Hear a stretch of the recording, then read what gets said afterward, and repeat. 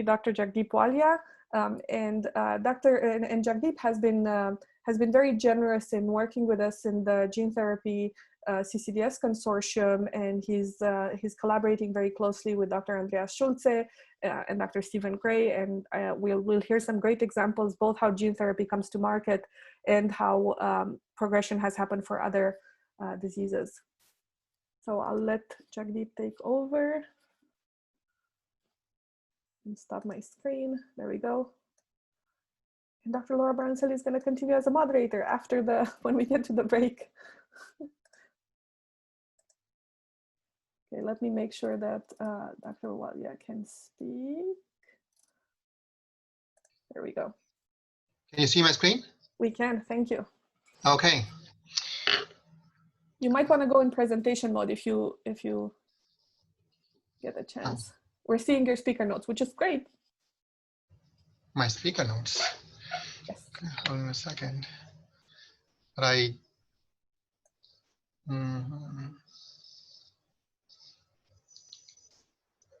I'm just wondering what's the problem here. Do you see the presentation on a different screen, perhaps? Oh. The slides. Okay. So if you go to slideshow, I'm not sure, like slideshow and start slideshow. Does that work? No. It's still.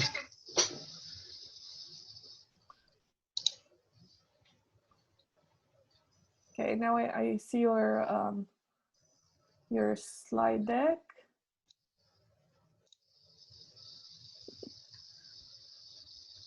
You can't see my presentation though? Nope, now we see a spreadsheet. Oh, sorry. So I think it might be because Dr. Walia clicked on like the desktop share instead of the specific presentation. So Dr. Walia, if you could stop the screen share, and yes, now when you click share screen again, it'll give you an option to present the whole desktop or a particular window.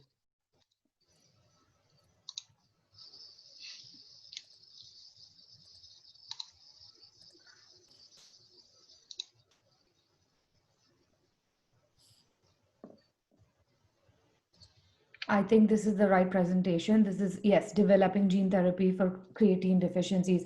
Now on the top, if you can go into slideshow.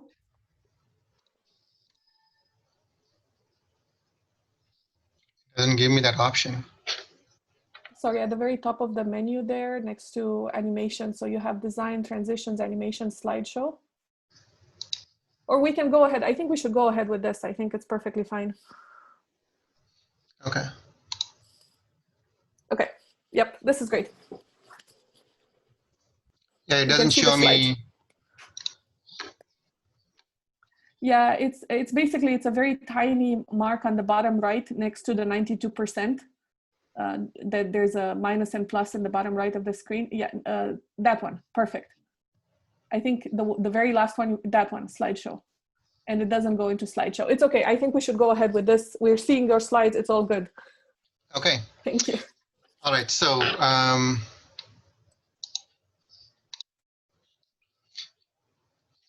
my name is Jagdeep Walia. I'm sorry for this confusion about technical thing. I'm a physician scientist at Queen's University, and I'm really grateful to include me.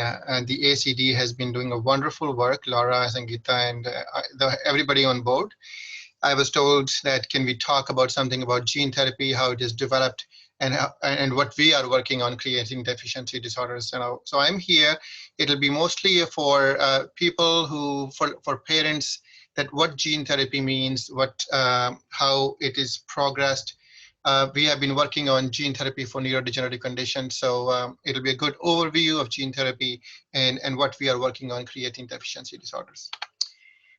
Some of my work is funded by an industry partner, Tesha Gene Therapeutics. That's my disclosure.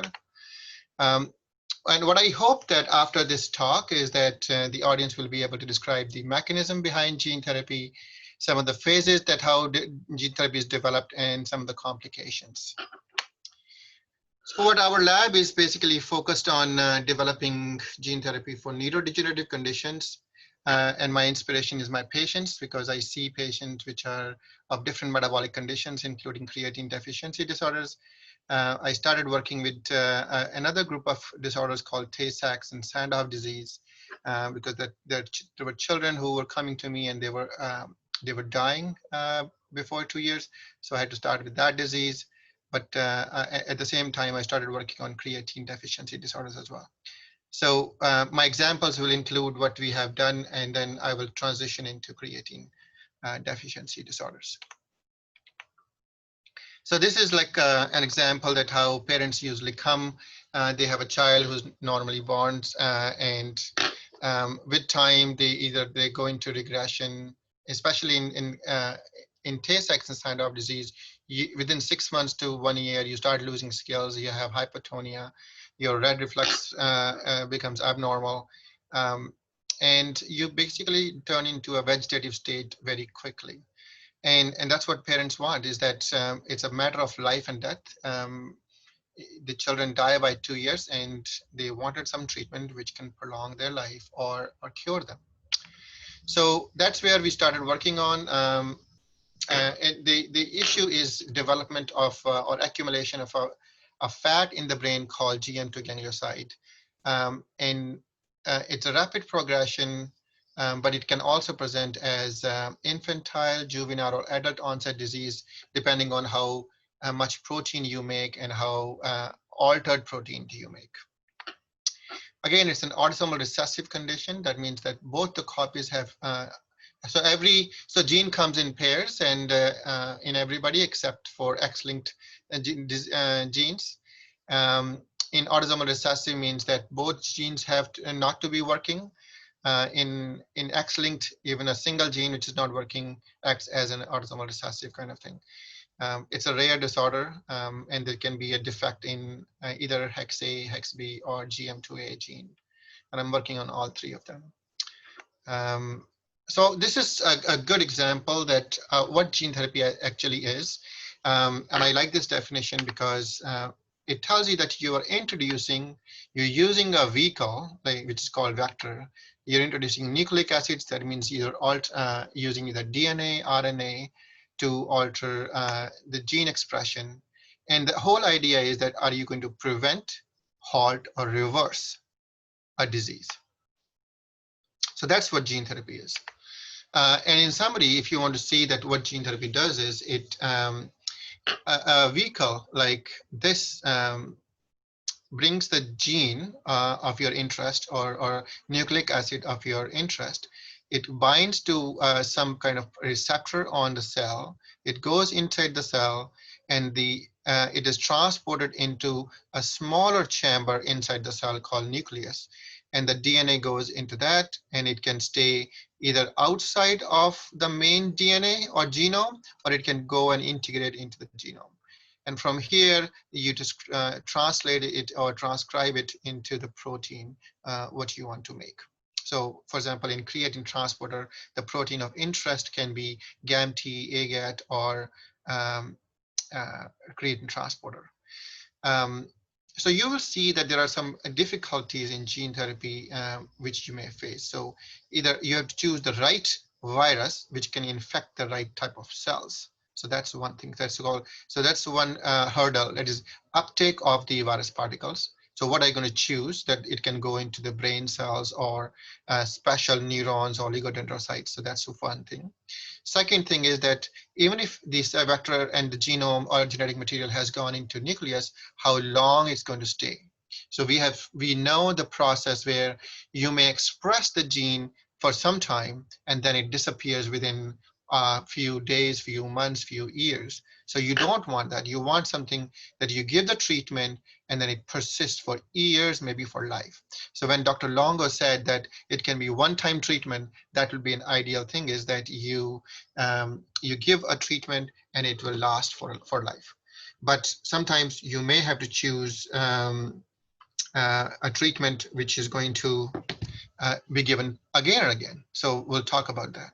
And then is that once you make it, even if DNA is there, is it going to make the protein? So that's another difficulty. And then if the protein is made, is it protein new to the body and is going to create an immune response. So there are multiple hurdles which we need to cross for a successful gene therapy treatment. So it's a good thing for parents and everybody who is interested in gene therapy to know that there are multiple things which you need to be accounted for before we develop gene therapy or we refine gene therapy later on. So how can we deliver gene therapy, right? So you have seen mouse models, you have seen other things. So there's gene addition. That means that you can have the whole gene replaced. You can have a correction or alteration of gene. That means you have seen some talks where there are some specific mutations, and some specific mutations can be edited. CRISPR-Cas9 based clinical trials are coming forward in many other conditions. So you can just, if there is a very common mutation in community, you can just develop gene therapy for, or gene editing technology for that mutation. And then there is gene knockdown. So there are many diseases in which you just need to knock down the gene to make it better. For example, Huntington disease. So for creatine deficiency disorders, mostly it will be either gene addition or gene replacement or gene editing at some point. And how can you do it? You can do it ex vivo. That means that you can take the cells out from the body, for example, stem cells or bone marrow cells. You can transduce and put the gene inside the cells, and it can go, and you can put them back after some kind of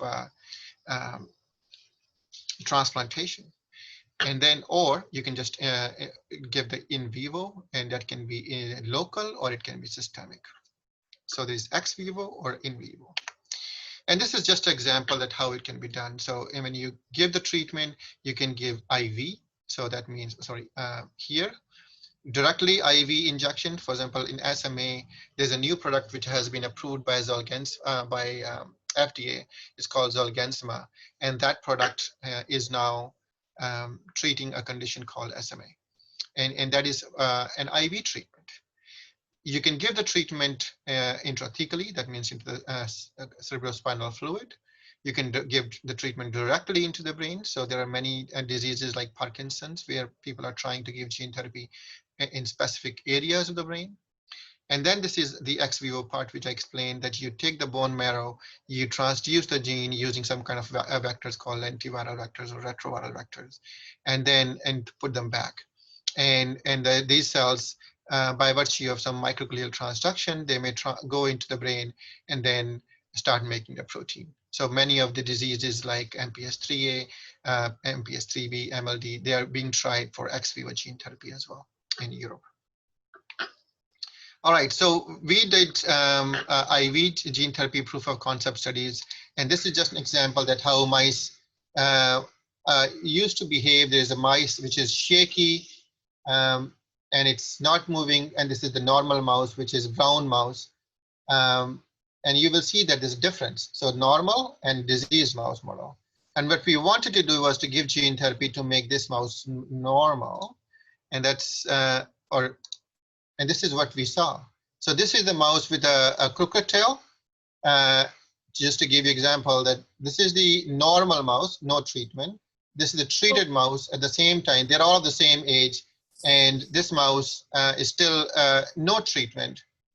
And you see that we have normalized a mouse by giving that treatment. And that's what we are looking for in humans, that we give treatment, gene therapy treatment, and make them completely normal, happy, running around and living normal life. So we couldn't see the video.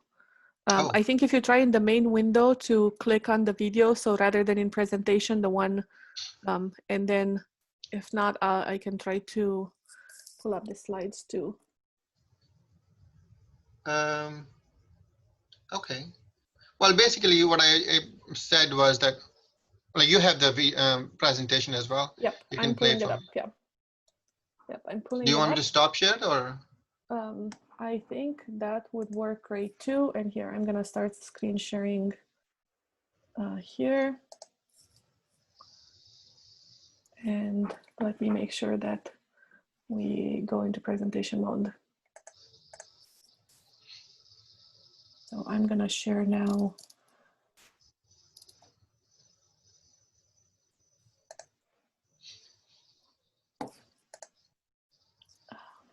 Just a second. Share screen. And I'm getting your slides. I stopped sharing, so it's all up to you now. Okay. Now if I go into presentation mode, and then let's make sure that we swap this. So I think the, which screen are you seeing? Are you seeing the presentation or? Yes, we're seeing the presentation. So we're Okay, good great. to So I'm gonna go to the video. Perfect. There we go. Okay, so you can play the video now. So if you see this video, you will see that there is a mouse, brown mouse, which is normally running, and there's a mouse which is very is not moving a lot. He's shaky, having seizures. So this is like a fatal condition. These mice, if they are affected with disease, they die by the age of 16 weeks. That means 4.5 months. Normally, mouse should live up to 2 years. So you can stop this one and play the second one. And you see when we give the treatment, now it's the same age. The mouse is now behaving totally normal. They're running around, seems happy, and that's what we are aiming for a gene therapy treatment. You can stop this now.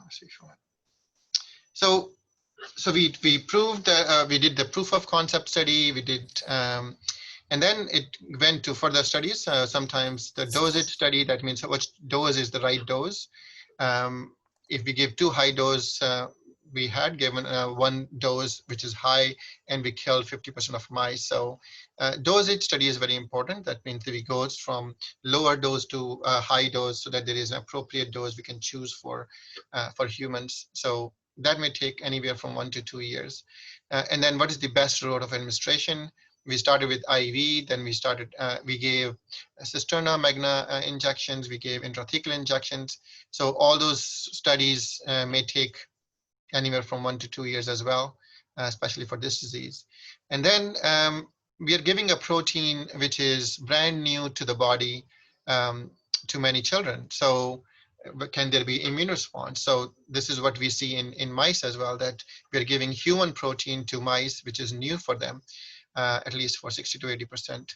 So do we need to give immune suppression? And that kind of studies we have done for these mice.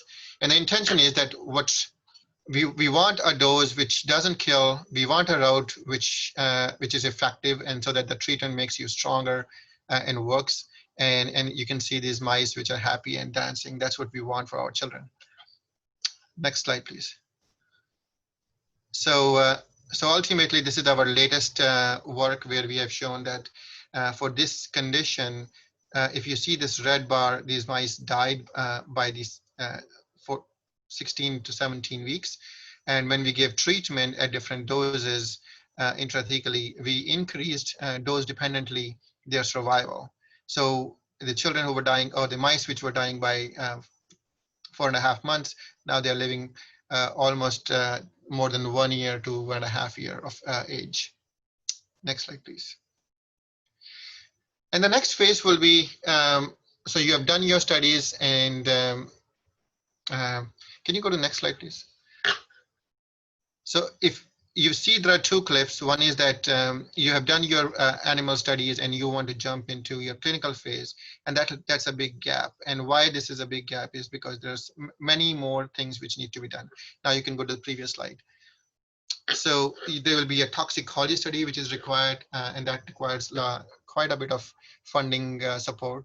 The vector production is going to be the biggest thing, because AAV9 is going to be very expensive to make, and especially in some of the GMP facilities. I can tell you that the vector which we made for our clinical trial for this GM2 granulocytosis, it has costed almost already $4 to $5 million. So that production cost, to bear that cost by a single lab is going to be very difficult. And then when you go to regulatory agencies, whether this is EMA or FDA or Health Canada, that preparation of application takes some time and effort and money. And then you run the trial. And again, running the trial, you bring the patients from all over the world to one place, and you bear the cost of their transportation, their accommodation, then their tests, different tests you need to do. So all these things is a huge cost. So what you need is a partnership with pharma or industry and patient support groups. So the good thing is that parents are interested, patient support groups are interested, and the most important thing is pharma is now interested. So many of the gene therapy was not very interesting 10 years ago for industry, but now pharmaceutical industries are very interested. It's a hot topic for them. They want to see that this gene therapy field to grow, and that's a good thing for all rare diseases. So we are very happy that the pharma industry is interested right now. Next slide, please. So all the studies which we did before for GM2 gangliosidosis was in collaboration with Steve Gray. Our partnership started almost like 7-8 years ago, and we have taken this step from proof of concept to all the preclinical studies, and our clinical trial is actually going to start in this year for GM2 gangliosidosis. For creatine deficiency disorders, now we started a few years ago, and we tied up with Dr. Andreas Scholze in Hospital for Sick Children in Toronto, and we have come up. Next slide, please. So we are now working on all 3 of the disorders for creatine deficiency disorders, whether this is AGAT, GAMT, or creatine transporter. As Olivier has shown, AAV9 at present seems to be the best worked out vector for such treatment. We have the cell lines, we have the animal models, we have designed all the vectors. We have also designed 10 vectors for 3 diseases, and we'll see that which vector will work really the best one. Experiments are ongoing, and of course, COVID-19 has not helped a lot to any lab in the world, and parents are anxious that why there is a halt of the progress. But I am very sure that the data will be ready by next year. So we are waiting. You guys have to wait as well. And all this work is getting done by not by myself alone. There is a huge group of people who are working behind it, and they are all happy to work for our patients and for parents and for everybody. So that's my presentation. I'm ready for questions whenever